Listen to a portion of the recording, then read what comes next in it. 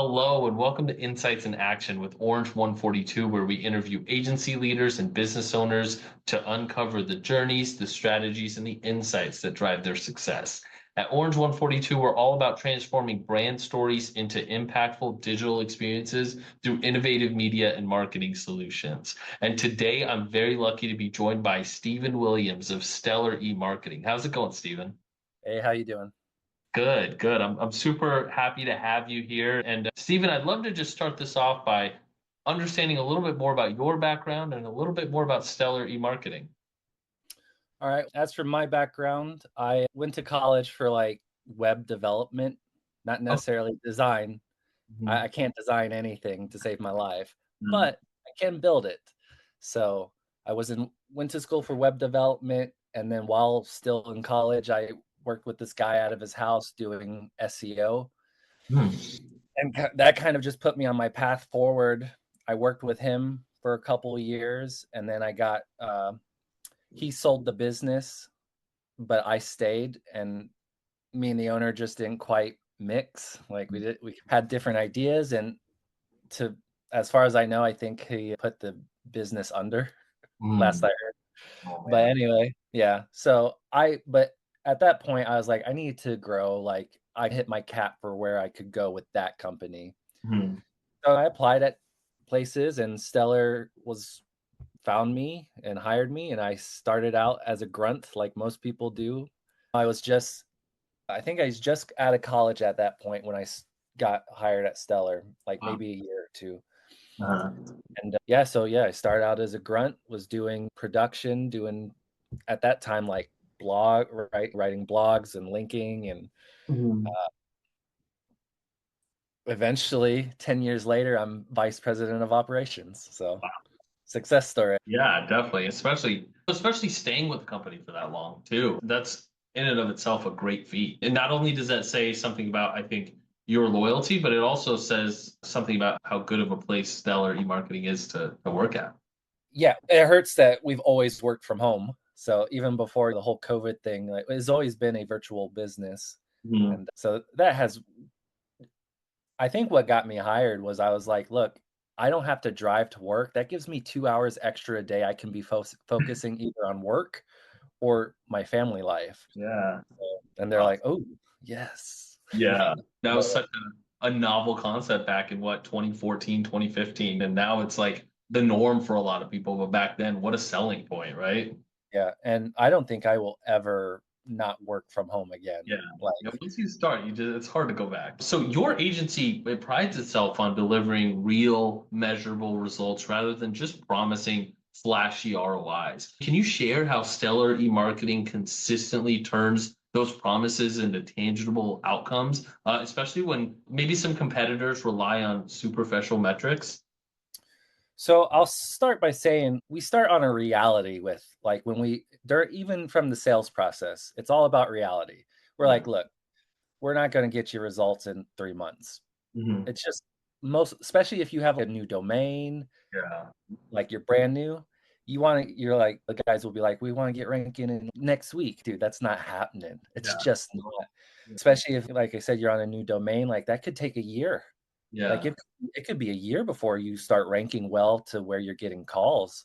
Mhm. We have that reality with people where we'll know, look, you're signing up, could be 6 months before you start really popping off. But when you pop off, you know it and you feel it. And we have at this point probably hundreds of clients that have testimonial to it. Yeah, like we get them there. It's not actually that hard. You just look, and that's what a lot of other guys will do. They'll use like these programs, or even anybody can use them, where they'll pop their website into a aggregator thing that shows like, oh, this is everything wrong with your website that you could do to get it growing. Honestly, those things are bullshit. Like they just some of the stuff might be good, but it doesn't nobody knows what Google's algorithm like is exactly. So for Yeah. us, we look and we're like, all right, this is what's working, this isn't what's working. Like we're looking at competitors. It's not like we just throw a website into a text box and then let a program do it for us. Like I'm doing research. I'm like looking at competitors. Okay, what's your title tags? What's your H1s? What are you doing? You're number one. You're obviously something is going right for you. And then we'll look at the top results, we'll look at maps. But Yeah. just in general, we're very realistic about what we can do. We don't technically ever promise anything. Mhm. We're like, look, this is what we want to do. And sometimes it's a fit. And we'll have sales processes where it's not a fit. And we're like, look, we don't think we can help you. That's Like, awesome. Yeah. yeah, maybe this other company can help you, but we're just not a good fit for you. Yeah, yeah, exactly. And I think that's one of the what you mentioned is of real value of hiring an agency like yours because you're right. Nobody knows what Google algorithm truly is, and that's where a lot of these tools they make their money on fooling people that they are. But not only that, Google's algorithm is constantly changing, All the constantly. time. And so for a business owner to have they have their employees they need to deal with, have their own customers they need to deal with, and everything that comes with that, it's a full-time job to stay on Google's algorithm changes. And that's the benefit of hiring an outside agency like yours, right?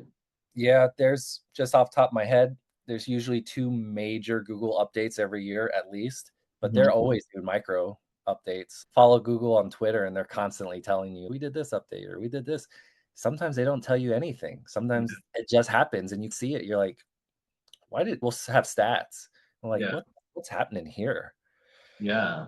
Gotta look into it. It's very much detective work. Yeah, But I it's bet. not hard detective work. Like I said, you just gotta look.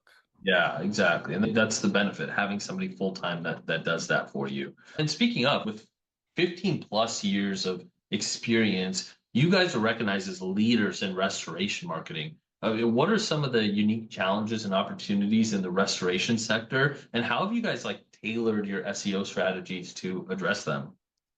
Yeah, so the benefit of doing restoration is it's a economy proof business model. If we ever hit a recession, and during this company's life, I think we've been through two recessions. I know there was like '08 and another Mhm. one. But if you get if your bathtub or toilet floods or something, you need rest. Like you can't just let that sit. Like you need restoration. So you call a water damage guy, right? And then from there, you're not usually paying. Like it's usually an insurance thing. So even if you're broke, your Mhm. insurance is probably taking care of it. Right. And so it's economy proof in that way. And we do that for water damage, mold damage, fire damage is in there, plumbing, asbestos, biohazard, tree service, pest control. These are all like they're not all restoration, but they're all like damage. What's the word I'm looking for? They're just company damage companies that Yeah. like you have to get this type of stuff done. If You no, can't without it. yeah, a hurricane goes through Florida, there's business. There's like Yeah. the insurance company is going to pay for everything. The guys are guaranteed to get work. Yeah, exactly. And where are those people Yes. first? They're going on Google saying restoration Yeah. company, And right?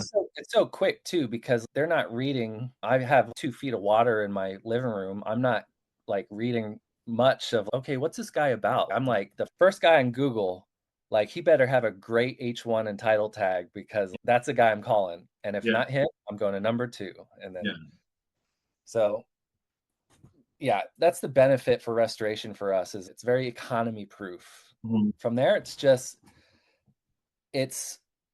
also these guys are guys that travel to people, so we optimize locally, just basic local SEO. Maybe a guy works out of Chicago, and Mhm. Chicago's his main area. All right. Mhm. And I'm gonna say this very loosely because Chicago has all these suburbs and area stuff, but we'll just say Chicago. Mhm. And Chicago is his homepage. And then we create other pages for areas around Chicago or neighborhoods in Chicago, maybe, like depending Mhm. on what is for the client. So it's very like we can pick Mhm. essentially, okay, these are the neighborhoods you want to go for. And we strike those neighborhoods and those pages get ranked. People, whether you're in Chicago or in a neighboring city for Chicago, I probably should have said Nashville since I'm from there and I know more of the area. But But no worries. but Well, yeah, it's a it's just easier. for local SEO because you're like focusing on a specific area you want to rank for. And then it's just finding the keywords that work. Mhm. Like one thing we found out recently was like water removal as a keyword, for instance, gets changed. Google changes it to water damage cleanup or water damage restoration. So if you Google water removal, and you don't even have to put your city, but let's say I put water removal Mhm. Nashville, Tennessee, Mhm. most of the search results change that to water damage restoration. So water removal, for instance, isn't even a keyword Google really cares about necessarily. Now we're still doing research on how much they actually do care about that, Mhm. but the results are showing us like, okay, we need to focus on water damage restoration as a keyword or water damage cleanup, water damage repair, those type things. Yeah. Wow. So we were talking a little bit about your personal rise. You started at Stellar as, in your words, as a grunt before rising to VP of operations. What were some of the pivotal moments or lessons during that journey that continue to influence your leadership and your operational strategies today? There are a couple things I would say. The biggest thing is when people decide to part ways and there's nobody there to take that mantle, like Mhm. you have to like essentially step up, and that's what I felt like I had to do. To me, and this is something I think other people can mirror and or have heard, and that's great leaders don't want to be leaders. Right. Yeah. I can tell you, I like getting my raises, I like doing what I know, but Mhm. in no way did I want to initially lead a team of people and have people rely on me. It's like, I don't want that I was happy in my little grunt bubble just Yeah. doing production. People leave and it's okay, these people decide to leave. It's either I'm gonna do this for free work until somebody comes in to take the spot, Mhm. or I'm gonna just take it and go with it, and I'll take it on. And Mhm. that's what I did. And I think my team would agree that I'm a pretty good leader in that aspect. I would hope so. So to me, great leaders are leaders that didn't want the job to begin with. Yeah. And you can apply that. I think that's probably a good motto for any president or Mhm. king. Those type that in stories all the time, right? Like Yeah. Game of Thrones. Like you don't if you don't want it, you're probably pretty good at it. Yeah. But Exactly. and then just a few other things you can attach to that is I think if you're gonna do it, you got to be cocky, Mhm. which sounds bad, but you got to really be like, I'm the shit, man. Like I can do this. Not I think I can do this. You just got to be like, I'm going to do this and I'm going to do it well and nobody's going to do it better than me. Mhm. You can read 100 books about entrepreneurs and they will probably tell you the same exact thing. And they Yeah. will. I've read some of those books. And the other thing I would say is you just can't be afraid to mess up or fail. Like when especially now in my position, I have to make decisions and I have to make them pretty quick. Mhm. And yeah, do I wonder, did I do that? Yeah, I wonder, but I don't dwell on it at all. I'm like, that's the decision I'm making. Let's go with it. Right. If it works, it works. Awesome. If it doesn't, who cares? We'll fix it. Yeah. So I think those three aspects right there probably are what I value and what I think about when I'm like, all right, I need to be a good leader for my Mhm. people. Yeah, that's awesome. And it's really cool to hear your story and how you started at this company and where you've been. And you guys, even your website is unique in the fact that somebody can go on their website. If they're looking for something specific, like leads for a thing, they can just click on a tab right there. And I know that's very much done on purpose. Stephen, this has been so great. Where can people learn more about you and where can people learn more about your agency? The agency is stellar dash, the actual dash, so stellar-emarketing.com. Honestly, you can just Google Stellar eMarketing and we'll come up number one as we should, Yeah. especially for our name. Or Right. you could easily Google water damage leads, anything like that. Like we will come up and you can find us easy. Me personally, I don't know. I sent you my Instagram. I Yeah. I can I link that. yeah, you can link it if you want. It's just my personal life. I'm not like I hang out with my cats, I hang out with my kid. I do comic cons. So Oh, cool. Very Yeah. cool. I'm sure people would be interested in that. That's awesome.